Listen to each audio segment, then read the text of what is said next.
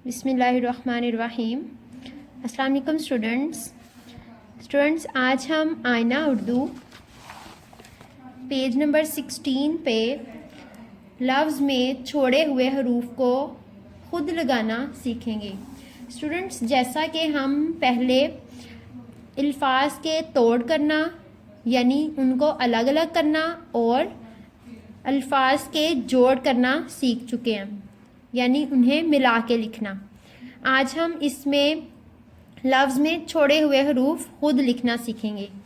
मिसाल के तौर पे मेरे पास एक लफ्ज़ है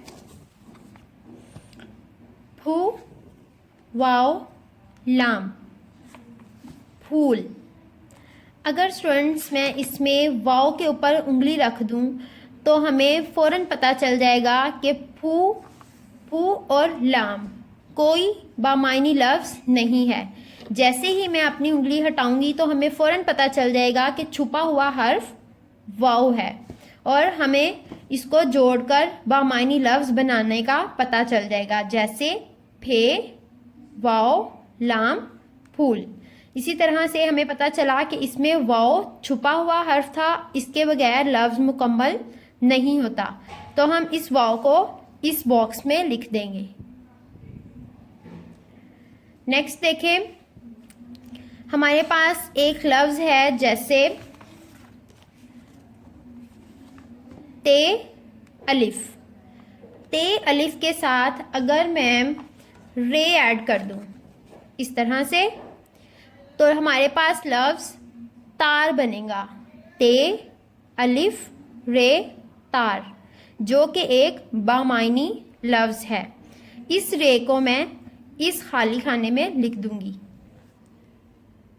इस तरह से। नेक्स्ट देखें, इसी ते और अलिफ के साथ अगर मैं हर्फ फे लगाती हूँ, ते अलिफ फे ताफ, ये कोई बामायनी लफ्ज़ नहीं है।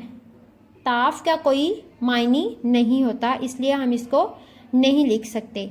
इसी तरह से देखें, अगर मैं इसके साथ सीन लगाती हूँ, ते अलिफ सीन तास, तास भी कोई बामायनी लफ्ज़ नहीं है, इसलिए हम इसको भी नहीं लगा सकते। इसी तरह से देखें, अगर मैं ते अलिफ के साथ जीम लगाती हूँ, ते अलिफ जीम, तो ये लफ्ज़ ताज बनेगा, जो कि एक बामायनी लफ्ज़ है। तो मैं इस जीम को इस खाली खाने में लिखूंगी। सबसे पहले यहाँ पे स्टार्ट पे हम लिखेंगे ते अलिफ और खाली खाने में हम ये हर्फ जीम लिखेंगे, तो हमारे पास ताज लफ्ज़ बन जाएगा, जो कि एक बामायनी लफ्ज़ है। इस तरह से आगे देखते हैं, इस ते अलिफ के साथ अगर मैं शीन लगाती हूँ, ते अलिफ शीन, तो ये एक लफ्ज़ बनेगा ताश, जो कि एक बामायनी लफ्ज़ है। हम इस शीन को इस खाली खाने में लगाते हुए लफ्ज़ मुकम्मल करेंगे। सबसे पहले हम यहाँ लिखेंगे ते अलिफ और फिर हम इसमें ये वाला हर्फ शीन लगाएंगे, शीन, ते अलिफ शीन ताश।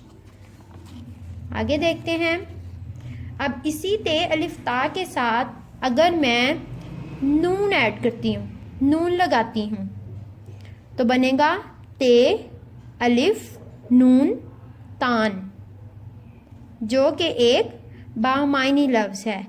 तो अब मैं इस नून को इस खाली खाने में लगाऊंगी। सबसे पहले स्टार्ट पे लिखूंगी ते अलिफ और उसके बाद ये वाला हर्फ नून इसमें लगाऊंगी, नून, तो ये बनेगा ते अलिफ नून तान, जो कि एक बामायनी लफ्ज़ है।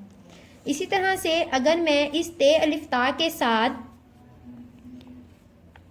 पे लगाती हूँ, ते अलिफ पे ताप, ताप भी एक बामायनी लफ्ज़ है।